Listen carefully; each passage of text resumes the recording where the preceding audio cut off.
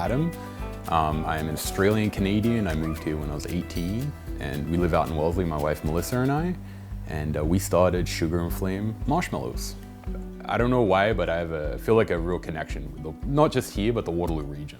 With the lack of deadly insects and snakes and spiders, it's really nice to raise kids here too. We started making marshmallows with our kids at home just to be a fun activity to do while they're in between classes online and stuff.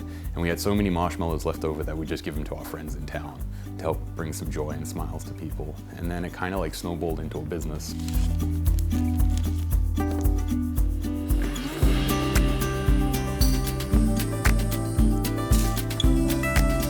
The fun part has been with me and my wife is like learning, fine-tuning everything, tweaking it and working out what's best. Because the way we make them now is kind of different than the first batch we made. But that's part of the joy of it, is the learning process and delicious experimentation. So I think every time we make a new flavor, that ends up becoming our favorite. So originally Score was my favorite, and then the Reese's Pieces, and then we did a lemon and coconut, and that became my favorite. It's like best friends, you don't need to just have one. The weight of our sugar and our water, we boil everything up and get it to the right consistency. And that's like getting the temperature right is key, because if it's a too soft bowl, it's not gonna firm up as much, but then if it's too hard, they're gonna set too hard too quick. My wife is really quite the chemist when it comes to that. We do have a neighbor that wants us to make a sugar-free marshmallow, which we're still trying to work out because it's essentially whipped sugar.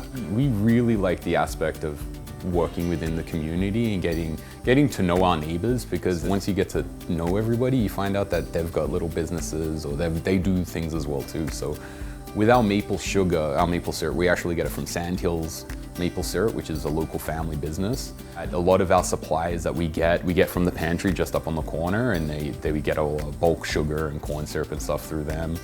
We've had a lot of success with other businesses reaching out to us and wanting to sell it, which we love partnering up with them, because that's the way we see it, as a partnership. Grammy's around the corner.